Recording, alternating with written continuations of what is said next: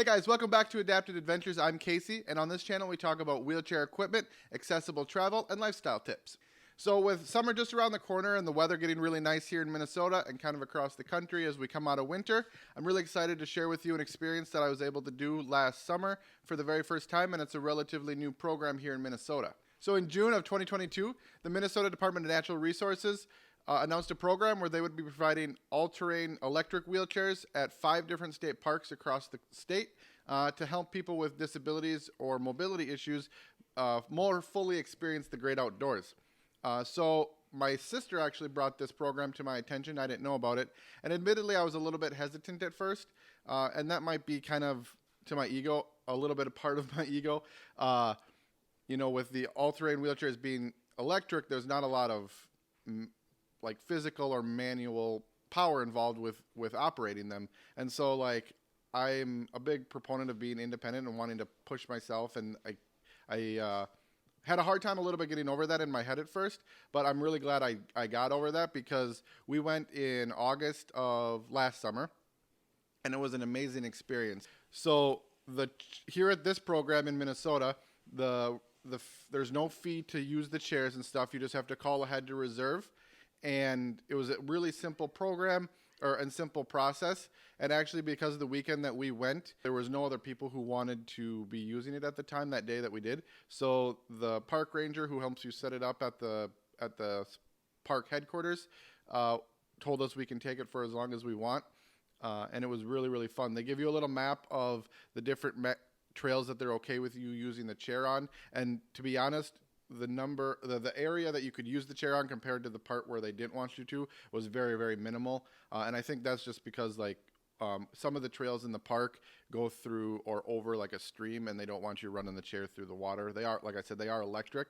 So they run off of 2 big car batteries. And I was actually pretty impressed with how long the battery lasted. We had the chair probably a total of 6 hours. And out of that 6 hours, we were probably like actually running the chair maybe 4. Because we stopped for lunch and stuff throughout the day and whatnot. I had the chair for the whole day. And so I was impressed because we didn't even go through maybe half the battery life of the chair. So you could go quite a bit longer if you wanted to. And it did all the things I asked it to do when we took it on the trails. I took it up some really steep hills. I did keep it out of the water. And there was just one part in the park where they asked you not to use it because they had like a interpretive boardwalk at one of the parks with some like signage and stuff. And they just didn't want you running on the wooden boardwalk because I think either the rubber tracks on the chair might have not gone well with the wood. So they didn't want to damage either. So overall, I had a great time. We used it at Crow Wing State Park, which is up by Brainerd. And I think there's 6 parks now that they offer here in Minnesota. It's Camden State Park, Crow Wing, which is where we went to, Lake Bemidji State Park, McCarthy State Park, Maplewood State Park, and then the Muir Big Island State Park. So I will link a description to the Minnesota this particular program in the comments below or our description below. So that if you want to check it out, again, like I said, it was a free program. And like I said, you just call ahead of time and ask that you reserve it for them or see if it's available. And it looks like, from what I've read too, they're trying to add, this is a pilot program, so they're trying to add it to more parks across the state. So I'm sure as they get more funding, these chairs are not cheap. They run, I think, like $6,000 and up. They're not cheap. And I'm a so happy that they're doing a program like this. I've been a big proponent of a long time, as many of you in the wheelchair community know, when we want to experience different things, like if you're able-bodied, you get a pair of hiking boots that, at the most could cost you like $100, or like if you want to go do this other thing or get a bike and be able to do this, you can get, a decent bike, mountain bike at Walmart for, $100. But like a lot of times for wheelchair users, like if you want something to go to the beach or to go on these trails at the state park or something like that, it's thousands and thousands of dollars. And that can be out of reach for a lot of us to have these, $3,000-$4,000 pieces of equipment and needing multiple ones to do a variety of different things. So having these programs that are either free or at a reduced cost or a shared cost where you can, because like the thing is like it was great to experience this, but I'm not going to use it for my personal use enough times to justify that kind of cost commitment. So to be able to kind of share it and not always have to purchase it in order to experience these things, I think is a great idea. And I'm glad that the state of Minnesota is doing this. And for those of you who might be watching from a different part of the country or whatnot, there are actually 5 different states that offer programs like this that are similar or kind of the same kind of thing. So Georgia has a program, the state of Colorado. Michigan, it seems like, has, from what I was reading online a little bit, like the most robust. I think they offer 12 different chairs at different locations throughout their state. And then, of course, Minnesota and South Dakota also does it. From when I was reading, doing my little research, South Dakota looks only like they have 2 chairs right now. But I'm sure it seemed like all of these states were trying to expand their programs as they get more funding. And from what I also read, that all these chairs are the electric ones. So there was one, I think, in Michigan where they offer a beach chair at probably one of their state parks that has beaches. So that's really cool to see too. But I will try my best to get a link to each one of these programs for the 5 different states that are currently offering it. And we'll put that in the description below. So if you want to check them out for a state that's nearby you. So I talked a little bit about the program kind of in general, but I'd like to kind of share a little bit about more details about what my experience was with using the chair and stuff. So like I said, we called ahead of time and we showed up.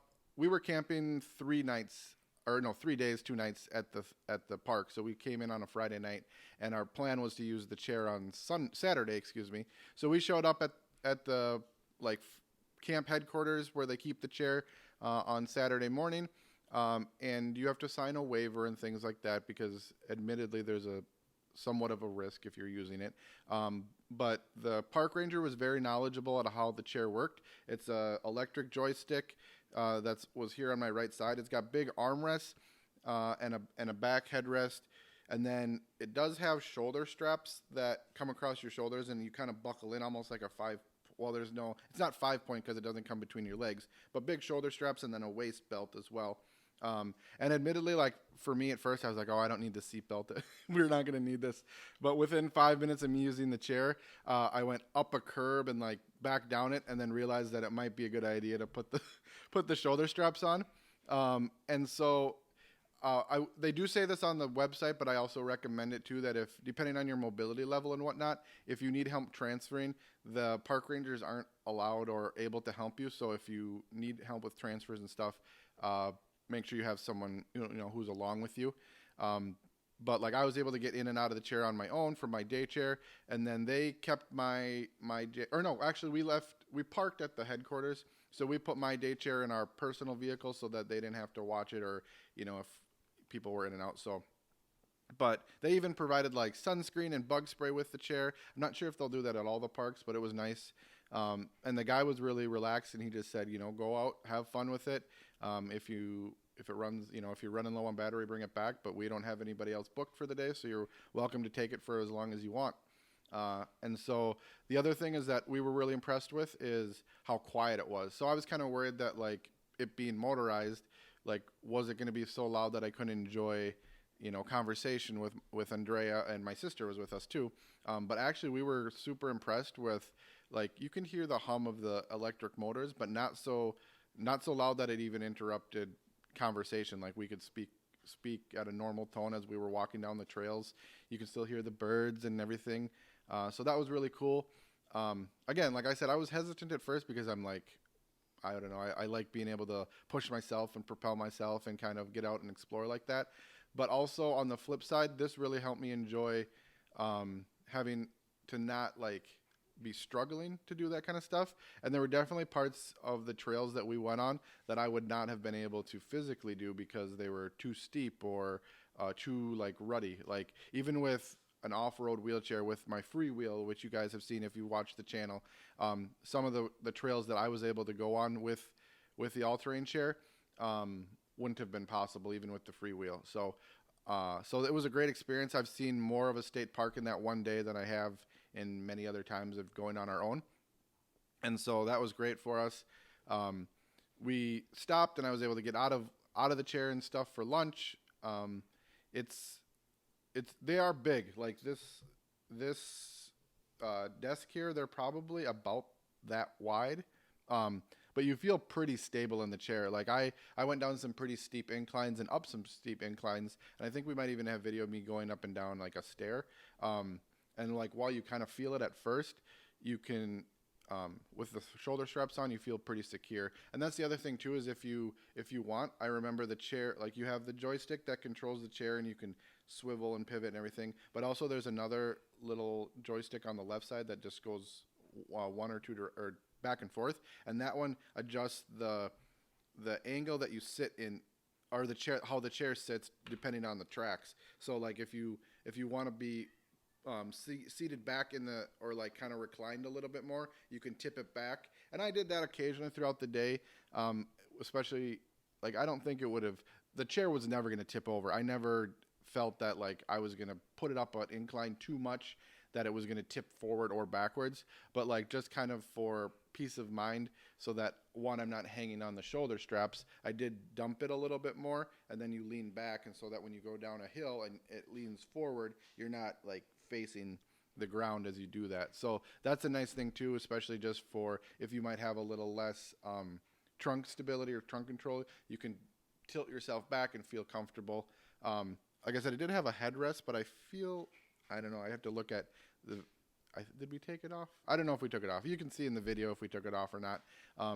But like, yeah, even if you might have, if you're a higher disability or a quad where you might need that extra stability, the headrest was really nice because it comes up really high, and then the armrests if you want to be able to rest that. So it's great for like a full level of whoa, heyo, a full level of abilities. So it had drink or like water bottle holders on it too, so that, you know, if you are going to be out for 6 hours or a place, and I think it had a basket underneath the seat too, so if you were by yourself and you wanted to be able to have your lunch available or something like that, it has plenty of room to be able to carry water bottles and lunch boxes and things like that. So overall, it was a really great experience. Probably my only critique, and this has nothing to do with the chair itself or any of that, but I do remember I found it a little ironic at Crow Wing State Park, since we were camping there.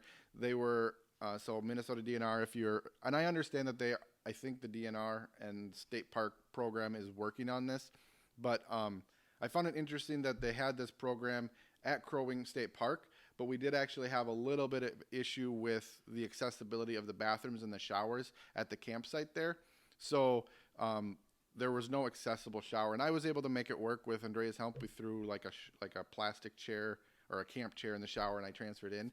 But somebody who might not have as much upper body strength as me, or a higher level disability, would have definitely struggled. And so I just kind of found it ironic that they were going to invite people into the park for this new program for, you know, a wider range of people with disabilities, but then not have those supporting facilities to support, you know, like if you wanted to stay overnight and be able to experience the weekend fully. So that was the one thing, and I can't speak to the experience at the other state parks that have these chairs. I do know that when Andrea and I have camped elsewhere, like not Crow Wing, St. Croix State Park, those bathrooms and everything were great, very accessible, very easy to use, and they had specific ones only for people with this, or not only for people with this, but like fully wheelchair accessible bathrooms and shower things where they were like they weren't in the general one. You could go in, you could use the bathroom, and you could get to a shower and transfer. So, and I honestly do believe that the state park program is pushing towards that, because they were even having some construction at Crow Wing at the time that we were there. So I think that is their end goal. It just might not have come to fruition yet. So I hope that you guys can check out these different programs. If you're in one of these other states or close by one of them, you can let me know if you've tried out these programs at the other state parks or at the other states. Let me know how your experience has been, and don't forget to subscribe and check the bell and do all those things, and we will see you on the next Adapted Adventures.